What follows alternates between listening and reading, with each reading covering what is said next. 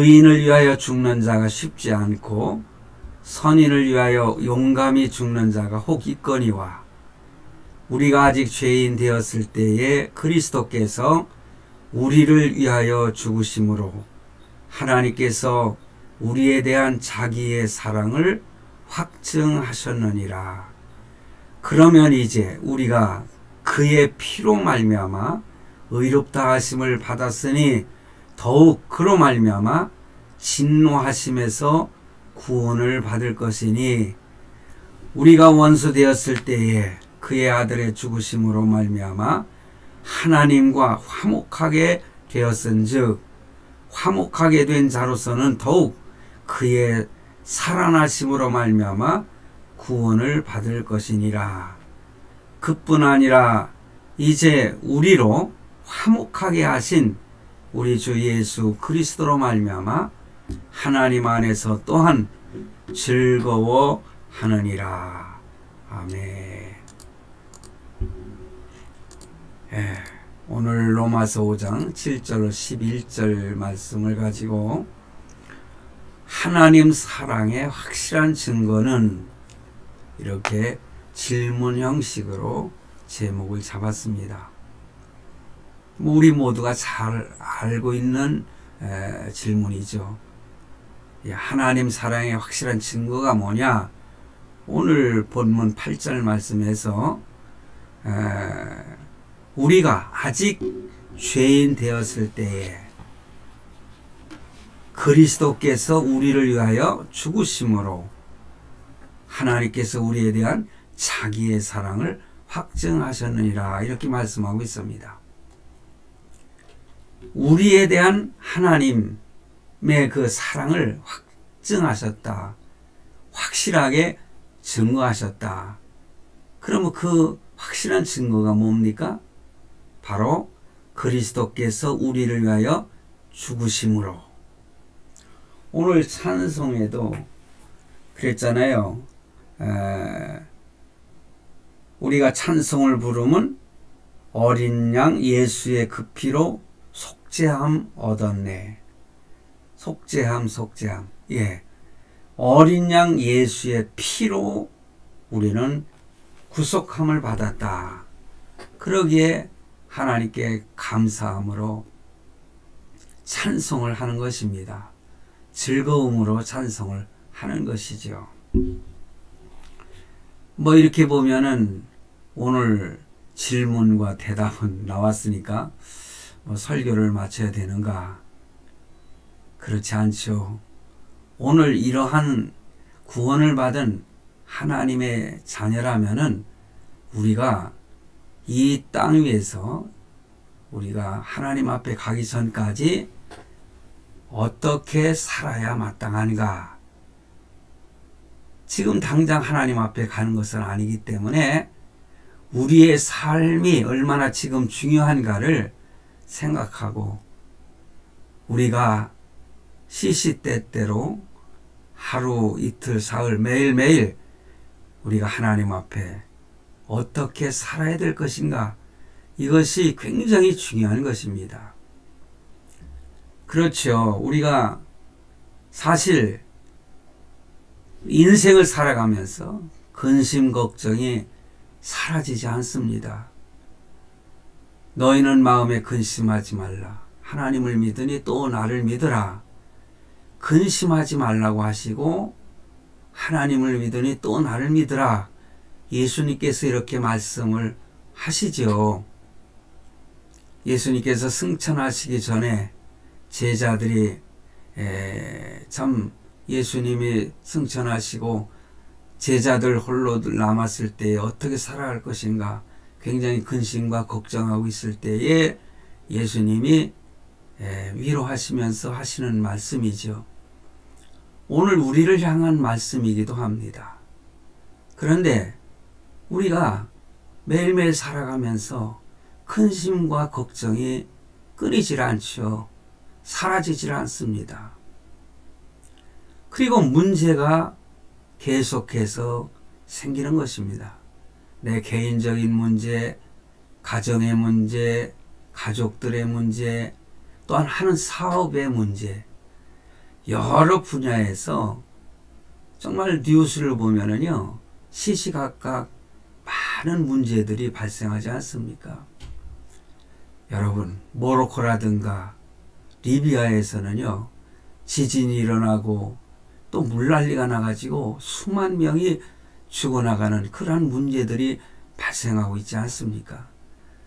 그런 것을 뉴스로 들으면서 가슴 아파하면서 혹시 나에게도 우리가 감당할 수 없는 문제, 그러한 시험이 닥쳐오지 않을까 근심과 걱정을 하게 되는 우리의 삶이 아닙니까? 그런데 중요한 것은요, 문제가 생길 때에 우리가 어떻게 해야 되는가, 어떻게 대처를 하는 것이 마땅한가, 문제에 대한 내 자신의 반응인 것입니다.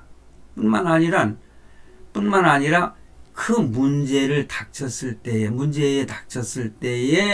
그 문제에 대한 해석을 어떻게 하느냐, 이것이 문제를 만났을 때에 너무 근심과 걱정에 치우치지 않고 제일 중요한 것이 내 스스로의 반응과 그 문제에 대한 해석이죠. 제가 지난주에도 그랬어요. 문제를 문제화하지 마라. 그런데 그 말은 그냥 아무 대처하는 것도 없이 그냥 가만히 있으라는 것은 아니지 않습니까? 문제에 닥쳤을 때에 그것을 어떻게 해결할 것인가, 이것을 고민하면서 지혜롭게 대처해 나가는 것, 이것이 문제를 문제화하지 않는 성도의 자세인 것입니다. 왜 그렇습니까? 밖에서 일어나는 문제는 우리가 어찌할 수가 없잖아요. 그렇지만은 그 문제를 만나고 내 안에서 일어나는 그러한 일들은 우리가 얼마든지 마음의 조정을 스스로 할 수 있는 거 아니겠습니까? 그러므로 중요한 것은 뭐냐?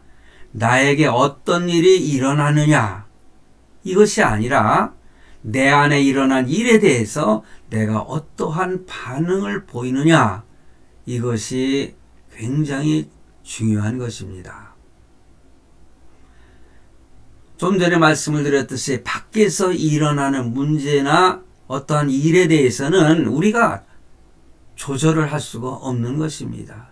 그냥 문제를 닥치는 것입니다. 또 당하는 것입니다. 그러나 어떻게 할 수 없는 것, 그것으로 그냥 포기해서는 안 되죠. 우리 안에서 일어나는 일은 우리가 선택할 수 있지 않겠어요? 그렇기 때문에 문제가 일어나면은 제일 먼저 마음을 지키는 것이 먼저요. 그게 또 중요하죠. 우리 마음을 지키기 위해서는 그럼 어떻게 해야 되겠습니까? 우리가 잘 알면서도 실천하지 못하는 것이 있는데 사실 그건 기도하는 것입니다. 문제를 놓고 하나님께 기도하는 것이죠. 기도하면은 하나님께서 나에게 깨달음을 주십니다. 그리고 문제가 생겼을 때에 문제의 해결을 위해서 우리가 허겁지겁 그렇게 뛰어다니지 않고 문제를 해결할 수 있는 지혜를 하나님이 주시니까 하나하나 해결해 나갈 수 있는데, 그것이 먼저 기도해야 그런 하나님의 역사가 일어나는 것입니다. 하나님께 무릎 꿇고 조용히 기도하는 시간을 먼저 가지시길 바랍니다. 이러한 때에 하나님의 사랑을 기억하는 것이죠. 하나님이, 오늘 제목이 하나님의 사랑의 확실한 증거, 그것은 우리가 믿음으로 알 수 있는 것이고, 또 예수 그리스도께서 나를 위해서 십자가에 죽으심으로 우리는 그것을 믿고 구원함을 받았기 때문에, 구속함을 받았기 때문에 이 사실에 대해서 확신을 갖고, 그게 우리에게는 하나님의 사랑의 확실한 증거이기 때문에 요동치 않고 조용히 기도하면은 해결할 길을 찾게 된다는 것입니다. 질병이 생겼을 때도 그렇습니다. 야고보서 5장 16절에 보면은 그러므로 너희 죄를 서로 고백하며 병이 낫기를 위하여서 서로 기도하라. 의인의 간구는 역사하는 힘이 큼이니라. 그랬습니다. 너희 죄를 서로 고백하고 병이 낫기를 위하여 서로 기도하라는 거예요. 그러면 하나님께서 질병의 문제도 해결해 주신다는 사실입니다.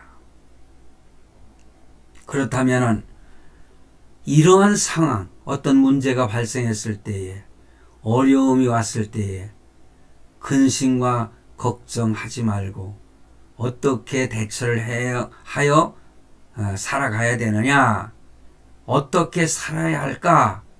우리는 이 질문을 하면서 답을 찾아야 되는 것입니다. 그게 바로 오늘 본문 말씀에 이미 전제하고 있어요. 믿음을 가진 자라는 전제가 있습니다. 우리는 믿는 하나님의 자녀입니다. 믿는 자입니다. 그러므로 믿는 자로서, 믿음을 가진 자로서 어떻게 살아야 될 것인가, 오늘 본문에 그 내용이 잘 나와 있거든요. 그래서 오늘 본문을 통해서 그 문제 해결 방법을 찾자는 것입니다. 본문 7절 8절 말씀에 보면은 의인을 위하여 죽는 자가 쉽지 않고 선인을 위하여 용감히 죽는 자가 혹 있거니와. 그렇죠.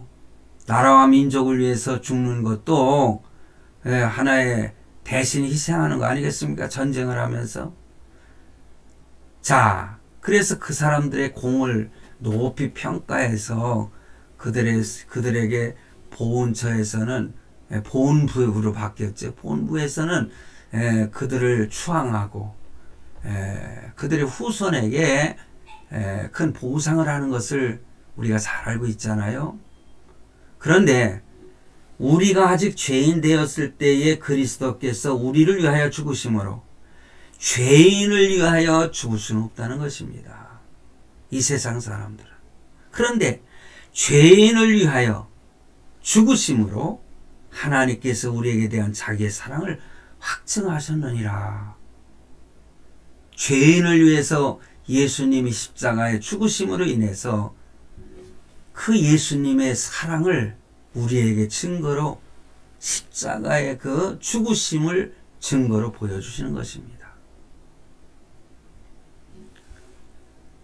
이 말씀의 의미를 생각해 보면은 우리가 아직 죄인 되었을 때라는 이 말씀은 원래 우리의 희망이 없는, 그러니까 우리는 이미 희망이 없는 죄인이었다. 그런 전제가 있는 것이죠. 그리고 이 말씀은 우리를 향한 하나님의 사랑이 너무너무 큰 사랑이다 라는 것을 보여줍니다. 특별히 본문 8절에서 하나님께서 우리에게 대한 자기의 사랑, 제가 계속 강조하고 있지 않습니까? 그런 표현을 쓰고 있는데 그 사랑은 쉽게 변하는 인간의 사랑과는 다른, 결코 변하지 않는 절대적인 사랑이라는 것을 우리가 알아야 됩니다. 그런 의미를 우리에게 깨우쳐 주고 있어요. 뿐만 아니라 이 말씀이 뭡니까? 우리가 아직 죄인 되었을 때라는 이 말씀의 의미를 말하는 거죠. 이 말씀은 이렇게 참으로 사랑이 부족한 사람을 위해서, 죄인인 우리를 위해서 희생하셨던 예수님의 사랑을 말하는 것입니다. 그러므로 우리는 하나님의 절대적인 사랑을 확신해야 된다는 거죠. 우리가 신앙생활하면서, 우리가 이 땅에 살아가면서 가장 중요한 것은요, 하나님이 나를 사랑하신다. 그 하나님의 사랑은 절대적인 사랑이시다. 변함이 없으신 하나님의 사랑이시다. 내가 어떠한 상황에 있어도 하나님은 나를 한 번 사랑하시면 끝까지 변하지 않는 사랑으로 우리를 사랑하신다.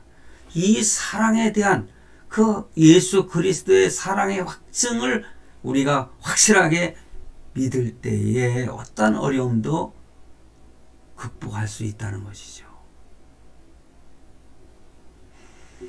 오늘 본문에서 이렇게 절대적인 하나님의 사랑을 표현하고 있는 것입니다. 우리가 아직 죄인임에도 불구하고 예수님께서 우리 죄를 위해서 대신 죽게 하심으로 말미암아 그분의 절대적인 사랑을 나타내 보여주셨다. 그런 것입니다. 그 말씀은 사랑이 무엇인지를 잘 보여주는 말씀이에요. 그 사랑은 뭐냐? 죄인, 원수, 부족한 사람. 우리는 죄인이죠. 죄를 지었기 때문에 하나님의 원수가 되었죠. 그리고 우리를 스스로를 봐도요, 너무너무 부족하지 않습니까? 하나님 앞에서 나를 평가할 때. 그리고 또한 뭐냐? 그러한 사람들에 대해서 뭐예요? 사랑을 품을 수 있는, 그러한 사랑을 품을 수 있는 그러한 성도, 그러한 모습으로 살아야 될 것이다 라는 말씀을 암시해 주고 있습니다. 그처럼 우리가 죄인 되었을 때에 예수님의 대속의 피로 사랑을 받고 구원을 받았다면은, 하나님의 자녀가 되었다면은, 그럼 어떻게 살아야 될 것인가? 오늘 그 말씀을 생각해 보고자 하는 것입니다. 그래서 9절로 11절 말씀에 보면은 우리가 어떻게 살아야 할지를 우리에게 보여줍니다. 9절 말씀. 그러면 이제 우리가 그 피를 인하여 의롭다 하심을 얻었은즉 더욱 그로 말미암아 진노하심에서 구원을 얻을 것이니. 여기서 더욱이란 말이 나오지요. 그러니까 더욱 그로 말미암아. 이것은 바울이 표현을 그렇게 했는데 믿음으로 의롭다 하심을 얻었다는 말이에요. 그것보다도 더 나아가서 예수님의 피로 의롭다 하심을 입었다. 이미 믿음으로 의롭다 하심을 받았는데 그보다 더한 예수님의 피로 의롭다 하심을 얻었다. 이것을 더 강조하는 말씀이다. 저는 그렇게 말씀을 드리고자 합니다. 예수님의 십자가의 그 대속의 희생으로 말미암아 구원을 받았다는 그 사실을 강조하는 말씀인 것입니다. 이 강조는 믿음으로 의롭다 하심을 얻기는 하지만은 그 믿음의 근거가 되는 예수님의 대속의 십자가를 잊지 말아야 한다. 그런 의미가 들어있는 것이죠. 예수님의 십자가의 대속으로 어떤 결과가 생겼는가? 9절 하반부에 보니까는 하나님의 진노하심에서 구원을 얻은 거예요. 하나님의 진노는 결과가 어떻습니까? 심판을 받는 것인데 결국은 심판마다 지옥의 불구덩으로 들어가는 거 아니겠어요? 그런데 그 지옥의 불구덩으로 들어가지 아니하고 구원을 받게 되었다. 그것은 바로 예수님의 십자가의 어린 양의 십자가의 피로 구속받은 결과이기 때문에 그렇다. 그건 그렇습니다. 그러므로 우리는 그러한 유황불이 펄펄 끓는 지옥으로 가지 않게 된 것이 너무너무 감사하고 또 감사하지 않습니까? 그 확신을 갖는다면은 우리가 하루하루 막 살 수가 없죠. 함부로 살 수가 없죠. 본문 10절 말씀해 보세요. 곧 우리가 원수 되었을 때에 그 아들의 죽으심으로 말미암아 하나님으로 더불어 화목되었은즉 화목된 자로서의 더욱, 여기도 더욱이라는 표현이 나와요. 그의 살으심을 인하여 구원을 얻을 것이니라.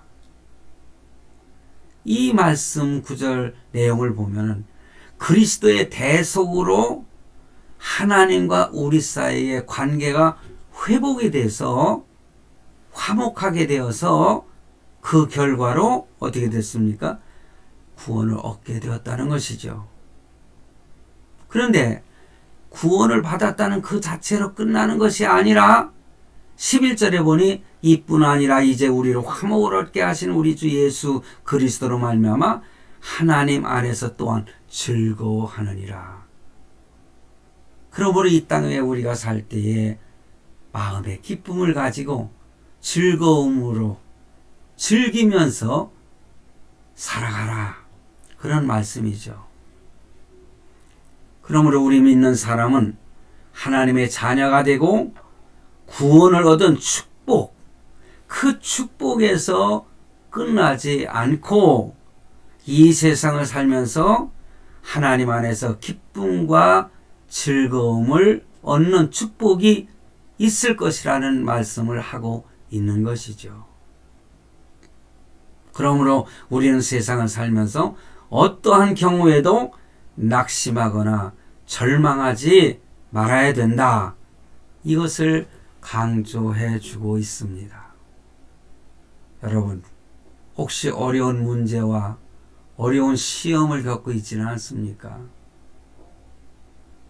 우리가 그리스도의 피로 구속받은 하나님의 자녀이기 때문에 구속받은 것으로 끝나지 않고 기쁨을 누리고 즐거움을 가지고 살아야 된다.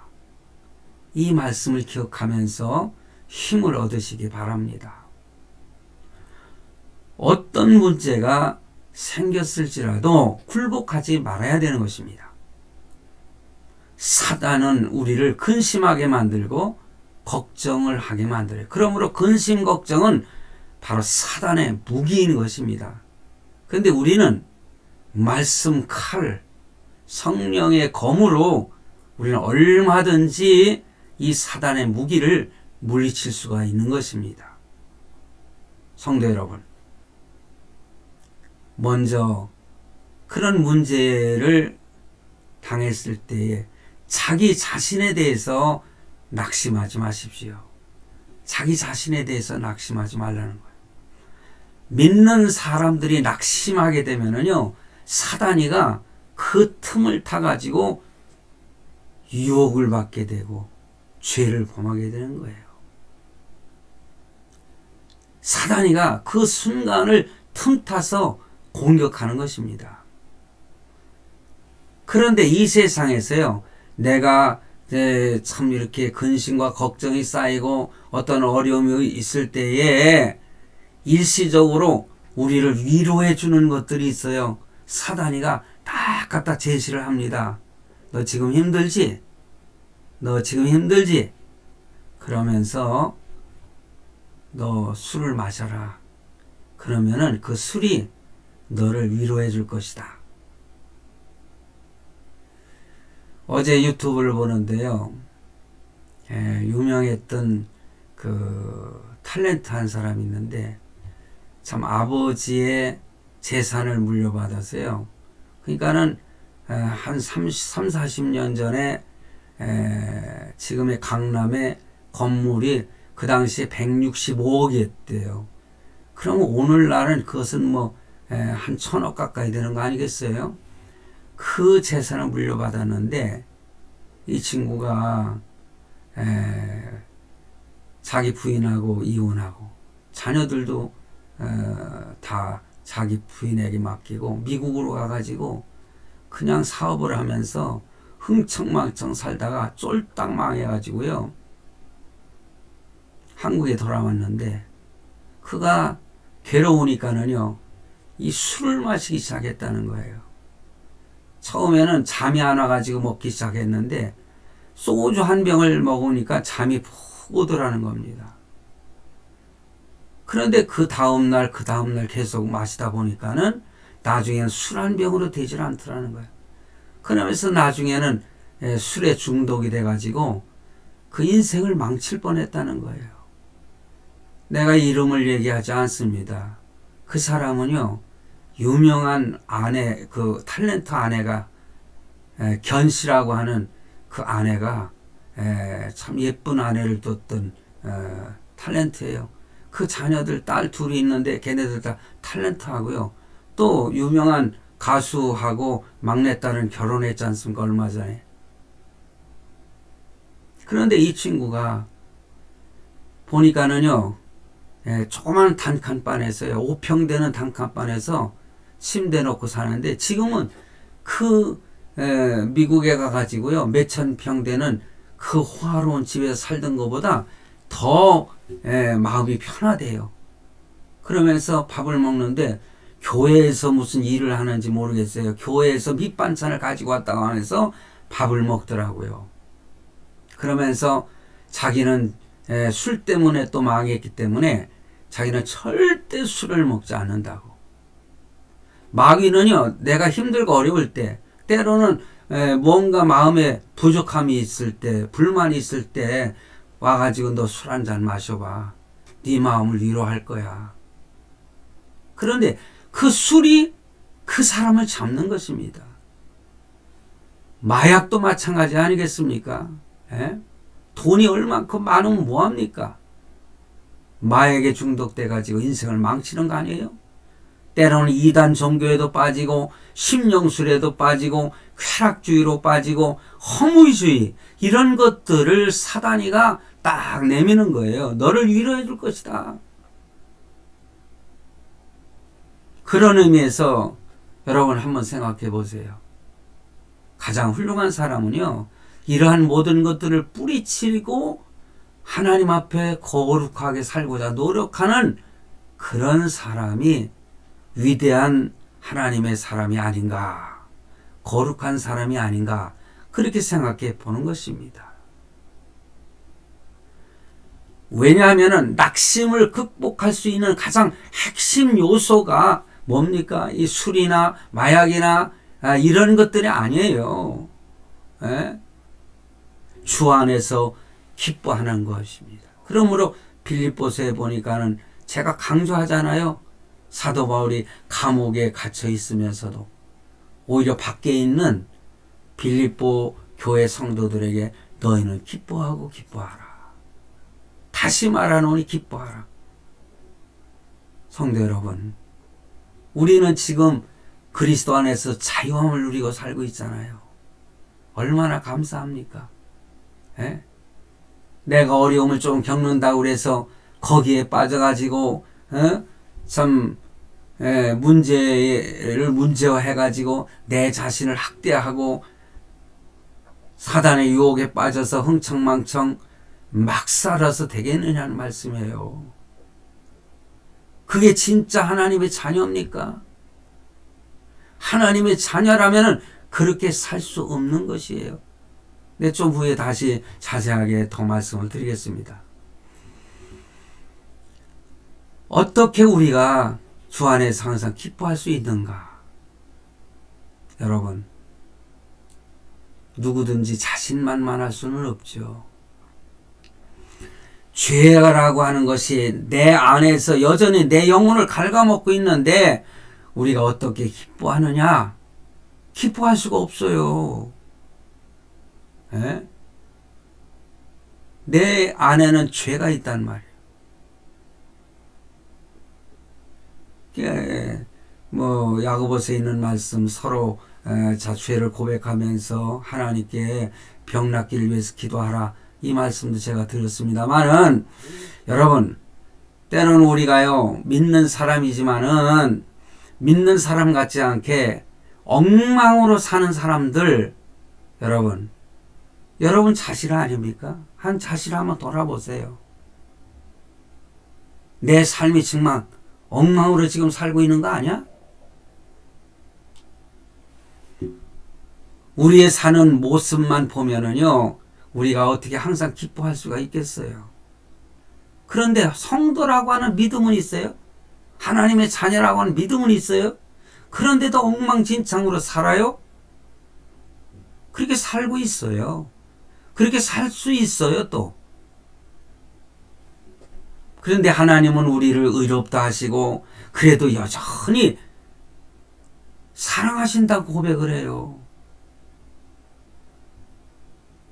과거에 저희 어머니, 모친을 제가 전도할 때에 우리 모친께서 참 여러 가지 환심이 되시고 어려움이 있으시니까는요, 이 막걸리를 이렇게 마시기 시작을 했는데, 나중에는 막걸리를 마시지 않으면은 어머니가 음식 같은 걸 못 드셨어요. 근데 제가 그래도 열심히 전도를 했어요. 나중에 그 간증도 할 때가 있겠지만은 어머니가 정신이 좀 표현을 이렇게 해서 죄송합니다. 헷가다 갔어요. 그러면서 엉뚱한 말을 막 하시고 그래요. 그러면서 제가 이렇게 우리 교회에 여전도사님이 계셨는데 그 여전도사님이 기도를 많이 하시는 분이었는데 그분을 제가 모시러 갔거든요. 그래서 그분을 모시고 들어오니까는 막 떨면서 아우 예수가 들어온다고 막 그래요. 그러니까 그 전사님이 붙들고 막 그냥 기도를 하시더라고요. 그러면서 조금 있으니까는 제정신이 돌아오셨어요. 그러면서 왜 그렇게 됐느냐고 여쭤보니까는 어떤 하얀 도복작 같이 입은 할아버지가 머리도 하얗고 이런 신선 같은 분이 나타나가지고 손을 딱 놀면서 나는 너를 사랑한다. 나는 너를 사랑한다. 그런데 제가 8살 때 돌아가신 저희 아버지가 옆에 딱 나타나더니 막 그러더래요. 무슨 소리 하냐고. 그러니까 저희 어머니가 그랬대요. 난 당신이 날 사랑하는 거 부담스럽다고. 여기 내 남편이 있는데 어떻게 나를 사랑한다고 하느냐고. 그런데 그 할아버지가 나는 너를 사랑한다. 그러시더라는 거예요. 그러다가 깨어나셨대요. 저는 그때 확신을 가졌어요. 아, 하나님이 우리 모친을 정말 사랑하시는구나. 그리고 저희 모친이 얼마 안 돼서 교회에 나가시고 예수 할렐루야. 술 마시고 그냥 인생을 그렇게 사시면서 참 좌절하고 그러시던 분이 하나님의 사랑을 깨닫고 돌아오신 겁니다. 하나님께로. 우리가 분명히 알아야 될 것은요, 내가 이렇게 만신창이가 돼서 살아간다 할지라도 하나님이 선택한 하나님의 자녀, 그리고 믿음 속에 내가 지금 술 먹고 참 난잡스럽게 산다 할지라도 내 마음 속에 나는 구원받은 하나님의 자녀. 그 확신이 있으면은요, 이걸 깨달아야 돼요. 그런 상황에서도 우리 하나님의 사랑은 변치 않습니다. 그래도 사랑하십니다.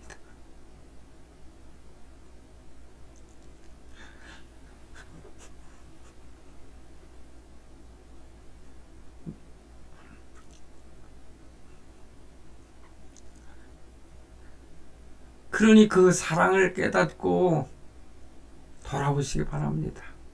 하나님께로 돌아오세요. 믿음의 자녀답게 사세요.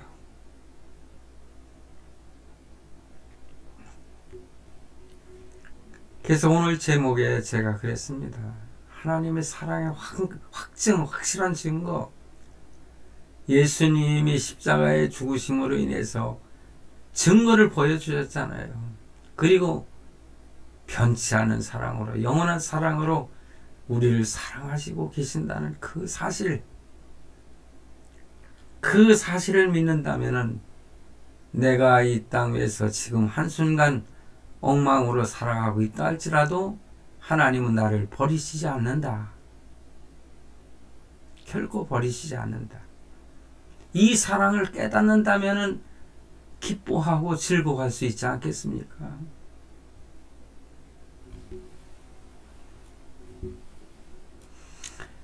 이 땅에 살면서 우리가 망나니처럼 산다고 했을 때에 그 순간은 하나님께서 우리를 외면하지 않으실까? 그거 염려하지 마세요. 결코 하나님은 외면하지 않으시고 우리를 그저 지켜보고 계시는 것입니다.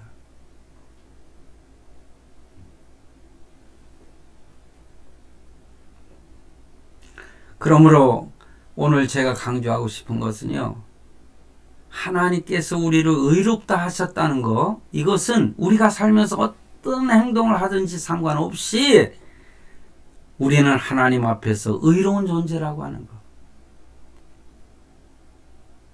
그런데 이 말씀은 조심스럽게 받아들여야 됩니다.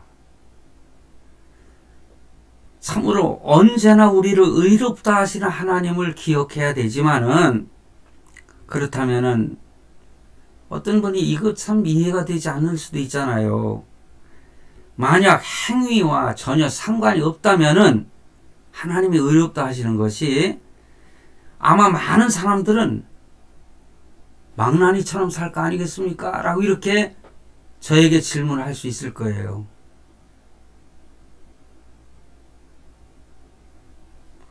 언뜻 들으면 그럴듯한 질문이죠. 그러나 그렇게 말하는 분들이 있다면 믿음의 원리를 모르는 사람들이에요. 하나님의 은혜로 의롭게 된다는 사실을 진정으로 받아들인 사람은 어떻게 망나니처럼 행동하고 살 수 있겠어요? 그런 일 거의 없습니다. 저도 옛날 국민학교 6학년 때 하나님의 부르심을 받고 예수를 믿었어요. 그러면서 지금까지 한 번도 하나님의 그 사랑, 그거를 잊어본 적이 없습니다. 그러나 나도 죄인 중에 괴수처럼 죄짓지 않고 어떻게 살겠습니까? 그래도 제가 흔들리지 않고 넘어지지 않고 교회의 발걸음을 끊지 않았던 것은 그 하나님의 사랑을 확실하게 믿었기 때문에 그렇습니다.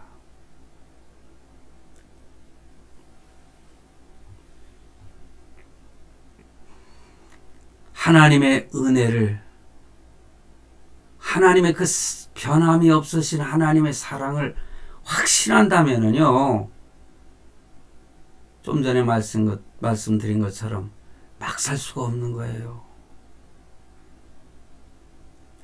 그 전에 제 중마고우였던 제 친구 집사님이 계시는데, 요즘도 이제 나이 들어서 만나서 참 같이 시간을 많이 보내고, 내가 좀 몸이 약해졌다고 느끼는지 자꾸만 나와서 걸어야 되겠다고, 운동하자고 그래요. 그 친구가 이 드론을 배웠더라고요. 그래서 저도 드론을 배웠습니다. 그랬더니 우리 아들이 좋은 드론을 하나 사줘가지고, 그 드론 가지고 참 띄우면서 사진 찍고 그러는데, 정말 재밌어요. 근데 그 친구하고 과거 청년 시절에 그런 대화를 했어요. 우리가 참 하고 싶은 공부 마음대로 못하고 어려워서 가난해서 참 서울에 올라와서 이 집 저 집 다니면서 일도 하고 막 그러면서, 그때인데 그 친구하고 그랬어요. 너하고 나하고는 꼭 새가 새장 안에 갇혀있는 그런 형국이다 야. 왜냐? 우리가 예수님을 믿으니까는 뭐 나이트 클럽이라든가 이런 데도 못 가고 말이야. 이 술도 한 잔 마시지도 못하고 담배도 못 피우고 말이야. 이거 완전히 그 세장 안에 갇혀있는 생활 아니냐? 서로가 맞아. 그러면서도 결론은 그게 하나님의 사랑 안에 우리가 거하니까 그보다 더 행복한 게 어딨어? 예? 우리가 돈이 별로 없고 하고 싶은 공부도 마음대로 자, 학교도 못 가고 이런 일을 하고 있지만은 하나님이 우리를 이렇게 사랑하시니까 우리는 감사한 거 아니야? 그러면서 서로 위로해 주면서 참 신앙생활했던 그때가 생각이 나네요. 그래요. 어찌 보면은 이런 새장 안에 갇혀 있는 새 같아요. 어항 속에 갇혀 있는 붕어 같아요. 예? 고기 같아요. 그러나 그 안에서의 자유함, 먹을 거 다 주지요. 예? 뭐 더 말씀드리지 않아도 아실 겁니다. 그렇게 하나님의 사랑을 잊어버리고 막 산다고 했을 때 그런 사람은 정신이 조금 이상이 된 거 아닌 이상한 사람 아닙니까?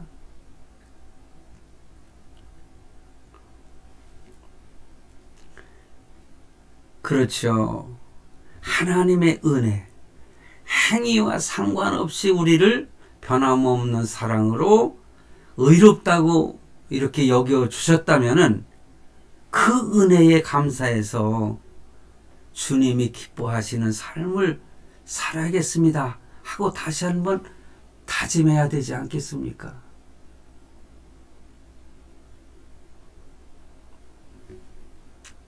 그러므로 그 하나님의 은혜로 의롭게 됐다는 사실을 진실로 믿는다면은 죄를 더 짓기보다는 오히려 죄를 더 안 지으려고 노력하는 것. 성화의 구원을 이루기 위해서 좀 더 내가 더 거룩해져야지 하면서 내가 범죄의 길로 가다가도 멈추고 가슴을 치며 하나님께 회개하는 그러한 모습이 있어야 정상이 아닙니까? 여러분, 부모와 자식 간에도 마찬가지잖아요. 부모가 나는 자녀에게 말합니다. 나는 내가 무엇을 하든지 나는 너를 항상 사랑하고 너를 받아들일 것이다. 성경에도 탕자의 모습 여러분 잘 아시죠? 탕자와 그 아버지. 그 아버지는 탕자가 아버지 곁을 떠나서 망나니 생활하고 손 다 털털 털고 돌아오는데도 그 자식을 맞아주지 않습니까?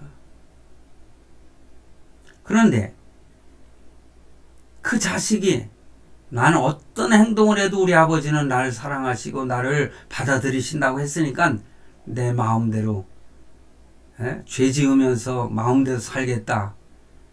그 자식은 제정신이 아닌 자식이죠. 오늘 제가 드리고 싶은 말씀의 강조는 거기에 있는 것입니다. 부모님이 나를 언제나 변함없이 받아주실 것이라는 믿음이 있다면은 부모님을 더 사랑하고 더 부모님의 뜻을 따르려고 노력하는 자식이 돼야 마땅하지 않겠습니까?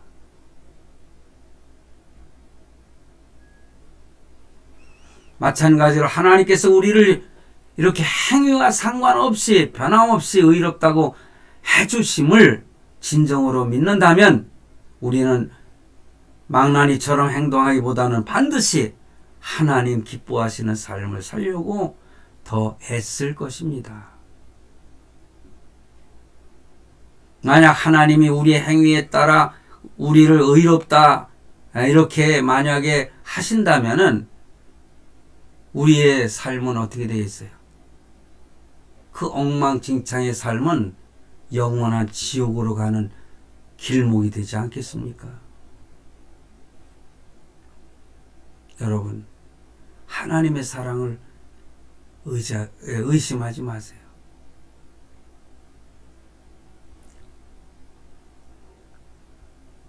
그러므로 술과 마약에 빠지지 말고 이단 사설에 현혹되지 말고 또 미신이나 이런 데 현혹되지 말고 각종 죄를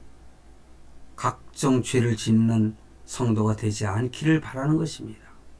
성도 여러분, 일반적인 생각과는 달리 어떤 잘못된 행위를 해도 하나님께서 우리를 의롭다 하시고 받아주실 것이라는 그 믿음만큼 우리를 거룩하게 만들고 믿는 사람답게 만드는 것이 없다고 저는 생각을 합니다.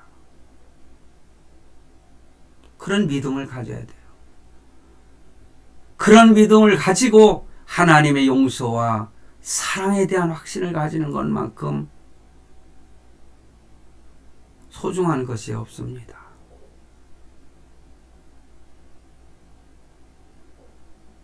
나는 지금 어떻게 살고 있는가? 정말 하나님의 말씀대로 순종하고 살고 있는가? 스스로 한번 질문해 보시기 바랍니다. 내 행위가 아무리 거룩한 것 같지만은 더러운 죄인의 행위가 될 수밖에 없는 것이 믿지 않는 사람들의 행위인 것입니다. 아무리 나라를 위해서 참 목숨을 바치고 선한 사람을 위해서 참 많은 것을 구제하면서 선한 일을 한다 할지라도 불쌍한 사람들을 위해서 하나님이 인정하지 않는 그런 선행과 헌신은 아무것도 아닌 것입니다. 그렇다고 그런 것을 하지 말라는 것이 아닙니다. 믿음 안에서 그런 행위가 있을 때에 잘했다 칭찬받는 성도가 될 것입니다. 이 땅 위에서 하나님 앞에 떳떳하게 살 수 있는, 그리고 떳떳하게 이렇게 설 수 있는 그러한 완벽한 행위는 이 땅 위에 하나도 없습니다. 성경은 뭐라고 말합니까? 다 치우쳤다.